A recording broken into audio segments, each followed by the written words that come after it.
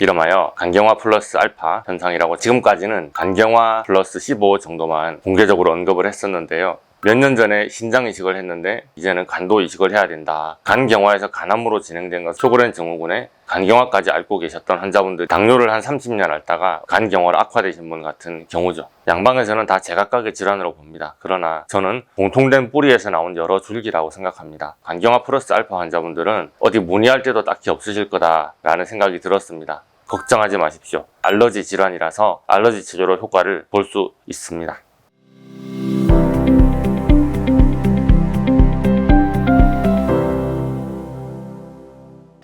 안녕하세요, 명쾌한 최 원장입니다. 최근에 간경화 간암 유튜브 동영상을 보시고 문의를 많이 주시는데요, 신기한 현상이 있었습니다. 이름하여 간경화 플러스 알파 현상이라고 제가 마음대로 이름을 한번 붙여봤습니다.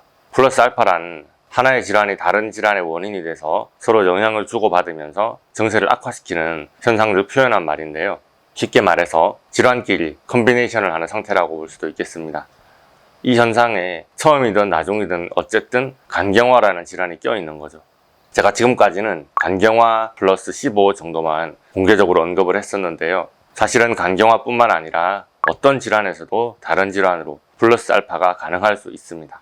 제가 간경화 진료를 많이 하기 때문에 이런 환자분들만 저한테 진료 문의를 하는 것이라고 제가 성급한 일반화를 하고 있다는 생각도 하기는 합니다만, 어쨌든 지금 현재 명쾌한 패밀리들의 캐릭터를 분석해 볼 때 질환 사이의 컨비네이션 중에서 간경화 플러스 알파 유형의 질환이 가장 흔하고 눈에 띕니다. 예를 들면 몇 년 전에 신장 이식을 했는데 시간이 지나더니 이제는 간도 이식을 해야 된다 하면서 문의가 오시는 분도 있고, 당뇨를 한 30년 앓다가 어느 날 갑자기 간경화로 악화되신 분 같은 경우죠. 또한 간경화에서 간암으로 진행된 것은 너무 일반적이고 평범해서 이런 케이스에 들지도 못하고요. 특히나 최근에 두드러지게 눈에 띄는 문의가 있었는데 쇼그렌 플러스 간경화였습니다. 예약 상담 목록을 보고 이 환자분 며칠 전에 치료 시작하신 그분 아닌가요? 하고 물어보니까 스태프들이 그분이 아니에요 라고 하더라고요.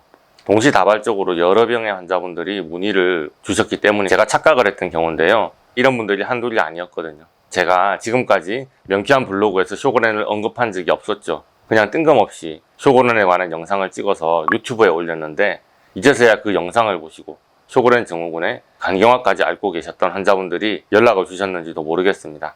어쨌든 이렇게 여러 질환을 동시에 앓고 계시면서 고생하시는 분들이 너무너무 많구나라는 생각이 들었습니다.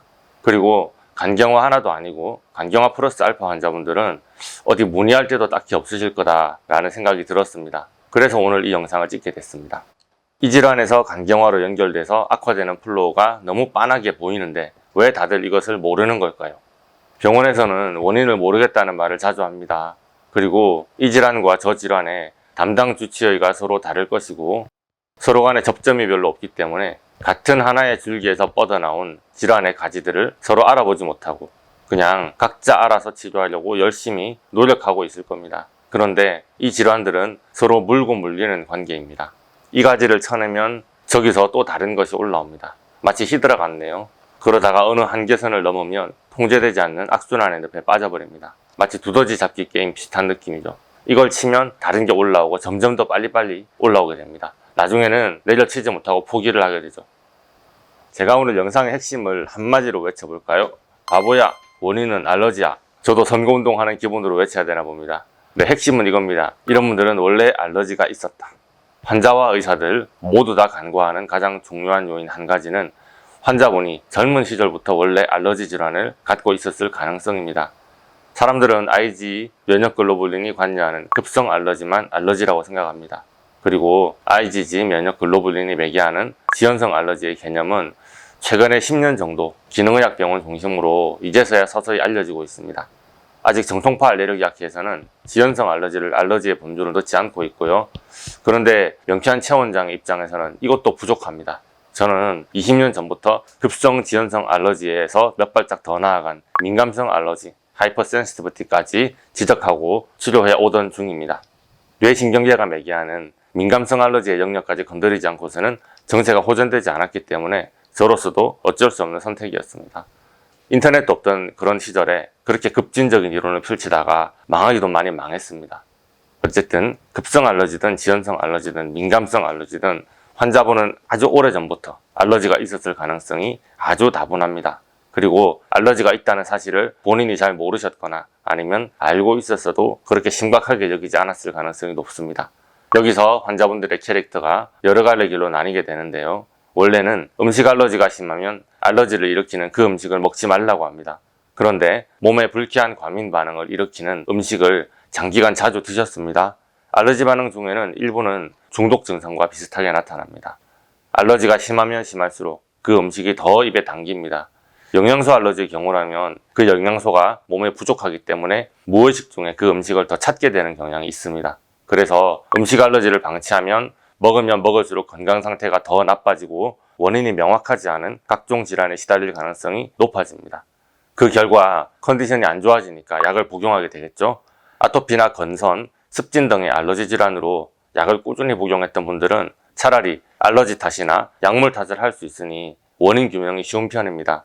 그 외에 알러지와 상관이 없다고 생각되지만 사실은 상관이 있는 각종 질환들 때문에 약물을 장기간 드신 환자분들은 약물을 해독하는 간이 오랜 기간 과로하게 됩니다. 당장은 티가 나지 않지만 수십 년간 과로에 지치면 간 기능이 점차 저하되는 것은 당연한 수순입니다. 장기간의 약물 복용은 간경화의 원인이 될 수 있습니다. 명피한 체원장에게 오셔서 약물 알러지 여부를 체크받는 것은 아주 많은 시간이 흐른 후일 겁니다. 그래서 약을 처음 드실 때부터 약물에 알러지가 있었는지 아니면 나중에 약물 알러지가 생겼는지까지 제가 알아내기는 힘듭니다. 그런데 알러지 검사를 해보니 약물 복용이 몸에 타격을 줬던 경우라면 거의 대부분 약물에 대해서 양성 알러지 반응이 나오더라고요. 알러지가 있는 줄도 모르고 그 약을 오래 드시면 몸의 여러 장부와 경락에 기 흐름이 막히게 되고 결과적으로 간 질환으로 악화되게 됩니다. 간경화 진단을 받고 나서도 초기에는 특별히 자각 증상을 느끼지 못하는 경우도 있습니다. 간경화 진단받은 지 10년 내내 아무 일이 없으시다가 마지막 3개월에 극심한 고통을 겪다가 마지못해서 명치환 체원장을 찾으시는데요. 조금만 더 일찍 와주셨으면 정말 좋겠는데 말입니다.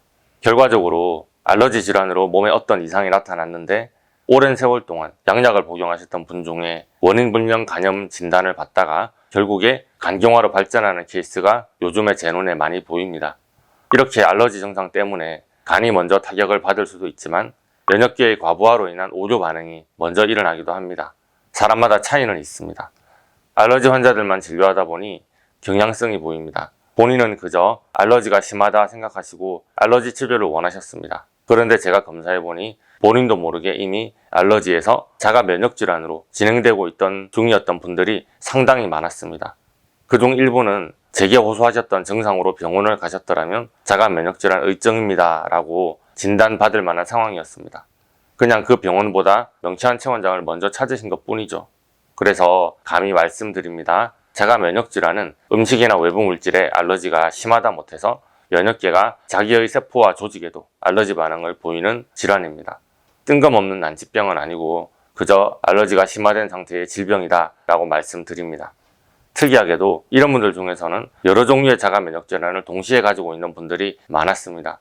류머티스 관절염, 쇼그렌 증후군, 베체트병, 자가 면역성 간염, 루푸스, 레이노드, 전신성 경화증, 다발성 근염, 크론시병 등의 자가 면역질환을 두세 가지 같이 앓고 계신 분들의 비율이 제법 됐고 증세가 서로 복합적으로 작용하는 경향도 있었습니다. 양방에서는 다 제각각의 질환으로 봅니다. 그러나 저는 공통된 뿌리에서 나온 여러 줄기라고 생각합니다. 간 기능이 먼저 떨어졌기 때문에 알러지가 악화되다 못해서 자가 면역질환이 되었는지, 자가 면역질환이 심할 정도로 알러지가 극심하기 때문에 간이 상했는지, 사람마다 질환이 악화되는 방향의 차이는 있을 수 있습니다. 그러나 알러지라는 뿌리를 놓고 간질환의 악화와 자가 면역질환의 발병이라는 단단한 두 가지가 아주 튼실하게 자라고 있는 것은 확실합니다. 한동안 자각하지 못하다가 갑자기 어느 날 알러지 반응이 시작됐다고 말씀하시는 분들이 계십니다.